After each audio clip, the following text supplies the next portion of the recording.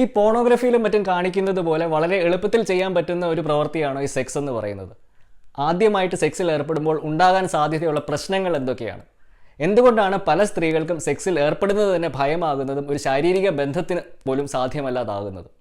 ഈ ചോദ്യങ്ങൾക്കുള്ള ഉത്തരവുമായിട്ട് ഇന്ന് നമ്മളോടൊപ്പം ചേരുന്നത് പ്രസിദ്ധ ഹാർവാർഡ് ട്രെയിൻ സെക്സ് തെറാപ്പിസ്റ്റായ ഡോക്ടർ ലോറൻസ് ഐ സാങ്ക് ആണ്. അദ്ദേഹം നമ്മളുടെ വിവോക്സിന്റെ സഹസ്ഥാപകനും കൂടിയാണ്.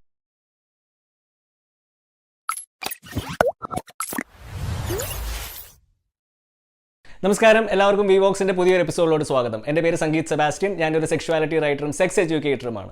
ഈ ലൈംഗിക വിദ്യാഭ്യാസം കേരളത്തിലും ഇന്ത്യയിലുമൊക്കെ സ്കൂളിലും കോളേജിലും മാത്രമല്ല നമ്മളുടെ സമൂഹം ആദരിക്കുന്ന ഡോക്ടർമാരുടെ മെഡിക്കൽ കരിക്കുലത്തിന്റെ ഭാഗമായിട്ട് പോലും ഇന്നും ഇല്ല എന്നുള്ള വസ്തുത സ്വന്തം ജീവിതാനുഭവത്തിൽ നിന്ന് തിരിച്ചറിഞ്ഞതിന് ശേഷം തുടങ്ങിയ ഒരു പ്ലാറ്റ്ഫോമാണ് വിവോക്സ്.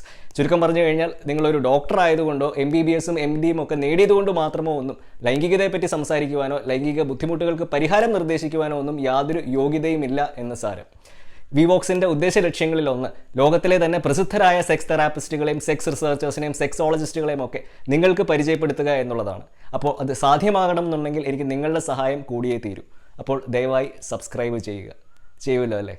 ആദ്യമായിട്ട് സെക്സിൽ ഏർപ്പെടുമ്പോൾ പലപ്പോഴും വേദന ഉണ്ടാകുന്നത് ഒരു സ്ത്രീ മാനസികമായിട്ട് റെഡി ആവാത്തത് കൊണ്ടും അതുപോലെ തന്നെ അവരുടെ യോനിക്കുള്ളിൽ വേണ്ട രീതിയിൽ ഒരു ലൂബ്രിക്കേഷൻ സംഭവിക്കാത്തത് കൊണ്ടും ആവാം. ഈ ലൂബ്രിക്കേഷൻ എന്ന് പറയുന്ന പ്രക്രിയയാണ് സ്ത്രീയുടെ യോനിക്കുള്ളിൽ ആ ലൈംഗിക പ്രവൃത്തി സുഖകരമാക്കുവാൻ വേണ്ടി അവരുടെ ശരീരം പുറപ്പെടുവിക്കുന്ന ഓയിലി ആയിട്ടുള്ള ആ ഒരു ദ്രാവകം. ഒരു സ്ത്രീയുടെ ശരീരത്തിൽ അനുഭവിക്കുന്ന വേദനയുടെ അളവിൽ അവരുടെ മനസ്സിനും ഒരു വലിയ പങ്കുണ്ട്. അതുകൊണ്ടാണ് ആ മനസ്സിനെ ശാന്തമാക്കുന്നതിൻ്റെ ഭാഗമായിട്ട് ഹിപ്നോസിസ് പോലെയുള്ള ടെക്നിക്കുകൾ ഉപയോഗിക്കുന്നതെന്നും അദ്ദേഹം പറഞ്ഞു. മനുഷ്യൻ്റെ മനസ്സിന് വേദനയുടെ ആഘാതം 10 മടങ്ങ് വർദ്ധിപ്പിക്കുവാനും കുറയ്ക്കുവാനും ഒക്കെയുള്ള ഒരു കഴിവുണ്ട്. അതുകൊണ്ടാണ് മനുഷ്യൻ്റെ ബ്രെയിനും മനസ്സും ഒക്കെ ശരീരത്തിലെ ഏറ്റവും വലിയ സെക്സ് ഓർഗൻ എന്ന് നമ്മൾ വിശേഷിപ്പിക്കുന്നത്. പോണോഗ്രഫിയിലൂടെ സെക്സിനെ പറ്റി പഠിച്ചാൽ ഉണ്ടാകാൻ സാധ്യതയുള്ള പ്രശ്നങ്ങൾ എന്തൊക്കെയാണ്? പോണോഗ്രഫിയിൽ കാണിക്കുന്നത് പോലെ അത്രയും എളുപ്പത്തിലോ സുഗമമായിട്ടോ ഒന്നും പലപ്പോഴും സംഭവിക്കുന്ന ഒരു പ്രവൃത്തിയല്ല ഈ സെക്സ് എന്ന് പറയുന്നത്. ആദ്യമായിട്ട് സെക്സിൽ ഏർപ്പെടുമ്പോൾ കൺഫ്യൂഷൻ ഉണ്ടാകുകയും എന്ത് ചെയ്യണമെന്ന് അറിയാതെ വരികയും അസ്വസ്ഥതയുണ്ടാകുകയും ചിലപ്പോൾ നിരാശയുണ്ടാകുകയും ഒക്കെ വളരെ സ്വാഭാവികമാണ്. അതുകൊണ്ട് തന്നെ ആദ്യമായി സെക്സിൽ ഏർപ്പെടുമ്പോൾ അമിത പ്രതീക്ഷകൾ വെക്കാതിരിക്കുകയാണെങ്കിൽ ആ പ്രവൃത്തി വളരെ സന്തോഷകരമായിട്ടുള്ള ഒരു അനുഭവമാക്കി മാറ്റുവാൻ നിങ്ങൾക്ക് സാധിക്കും എന്നാണ് അദ്ദേഹം പറഞ്ഞത്. ആദ്യമായി സെക്സിൽ ഏർപ്പെടുമ്പോൾ സ്ത്രീകളിൽ ഉണ്ടാകാൻ സാധ്യതയുള്ള വേദനയും ഈ വെജിനസ്മസ് എന്ന് വിളിക്കുന്ന അവസ്ഥ മൂലം ഉണ്ടാകുന്ന വേദനയും തമ്മിൽ എന്താണ് വ്യത്യാസം? ഈ വെജിനസ്മസ് എന്ന് പറയുന്നത് ഒരു സ്ത്രീയുടെ യോനിയിൽ ഉണ്ടാകുന്ന ഒരു തരം സങ്കോചമാണ്.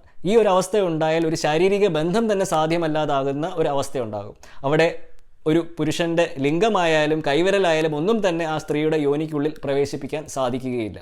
ചുരുക്കം പറഞ്ഞു കഴിഞ്ഞാൽ, വെജിനസ്മസ് എന്ന് പറയുന്നത് സെക്സിനോടുള്ള ഒരു അകാരണമായ ഭയം കാരണം സെക്സിൽ ഏർപ്പെടാൻ തന്നെ സാധ്യമല്ലാതാകുന്ന ഒരു അവസ്ഥയാണ്. അല്ലാതെ സെക്സ് ചെയ്യുമ്പോൾ ഉണ്ടാകുന്ന ഒരു ശാരീരിക അസ്വസ്ഥ്യമോ ബുദ്ധിമുട്ടോ ഒന്നുമല്ല.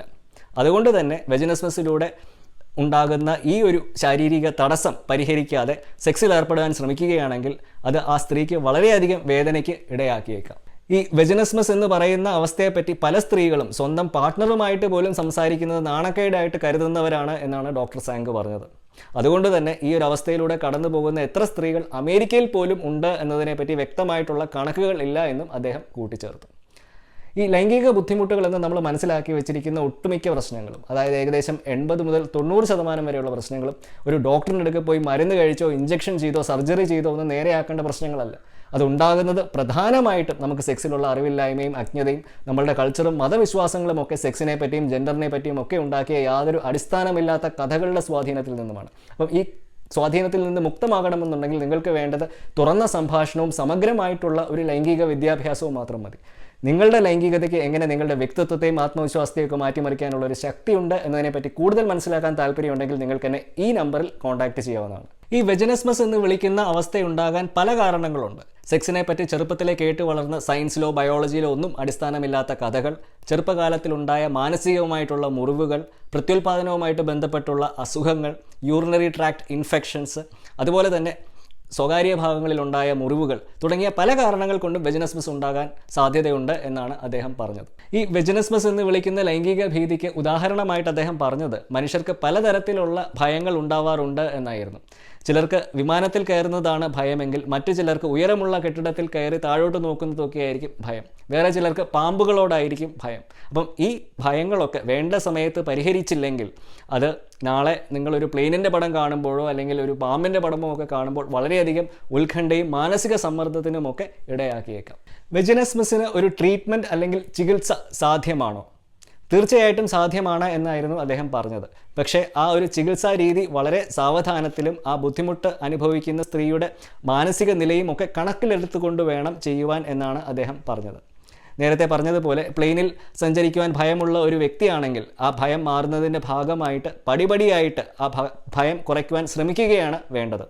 അതായത് ആദ്യമേ ഒരു പ്ലെയിനിൻ്റെ പടം കാണുന്നത് കുഴപ്പമില്ല എന്നുള്ള ഒരു മാനസിക നിലയിൽ നിന്ന് വേണം തുടങ്ങുവാൻ. അത് കഴിഞ്ഞാൽ ചെയ്യേണ്ട അടുത്ത സ്റ്റെപ്പ് ഒരു എയർപോർട്ടിൽ പോവുക എന്നുള്ളതാണ്. അത് നേരെയായി കഴിഞ്ഞാൽ എയർപോർട്ടിനുള്ളിൽ പ്രവേശിക്കാം. അങ്ങനെ ഘട്ടം ഘട്ടമായിട്ട് സാവധാനത്തിൽ വേണം വെജിനസ്മസിനും ചികിത്സിക്കാൻ എന്നാണ് അദ്ദേഹം പറഞ്ഞത്. ഈ വെജിനസ്മസിൻ്റെ ചികിത്സ എന്ന് പറയുന്നത് ഒരു സ്ത്രീയുടെ യോനിക്കുള്ളിൽ ലിംഗത്തിനോ കൈവിരലിനോ ഒക്കെ തടസ്സമില്ലാതെ പ്രവേശിക്കാനുള്ള ഒരു അനുവാദം ഉണ്ടാക്കുകയാണ്.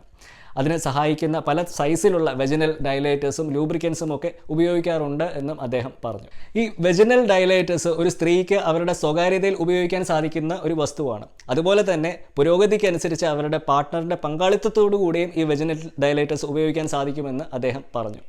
പക്ഷേ സ്വയം പരിശീലിച്ച് തുടങ്ങുമ്പോൾ ഏറ്റവും ചെറിയ ഡയലേറ്റർ ഉപയോഗിച്ച് വേണം പരിശീലിക്കാൻ എന്നാണ് അദ്ദേഹം പറഞ്ഞത്. ഏറ്റവും ചെറിയ ഡയലേറ്ററിൻ്റെ ഉദാഹരണമായിട്ട് അദ്ദേഹം പറഞ്ഞത് ഒരു പല്ലട കുത്തിയുടെ വലിപ്പത്തിൻ്റെ അത്രയും മാത്രമുള്ള ഒരു ഡയലേറ്റർ ഉപയോഗിച്ച് പ്രാക്ടീസ് ചെയ്ത് തുടങ്ങുന്നതാണ് ഉചിതം എന്നായിരുന്നു. അതിനുശേഷം പിന്നീട് സാവധാനത്തിൽ ഒരു ഉദ്ധരിച്ച ലിംഗത്തിൻ്റെ വലിപ്പത്തിന് അത്രയുമുള്ള ഒരു ഡയലേറ്റർ ഉപയോഗിക്കാം എന്നായിരുന്നു അദ്ദേഹം പറഞ്ഞത്. എന്തു തന്നെയായാലും ഈ വെജിനസ്മസ് പോലെയുള്ള അവസ്ഥ പരിഹരിക്കുന്നതിന് രണ്ട് പങ്കാളികൾക്കും വളരെയധികം ക്ഷമ ആവശ്യമാണ് എന്നും അദ്ദേഹം കൂട്ടിച്ചേർത്തു.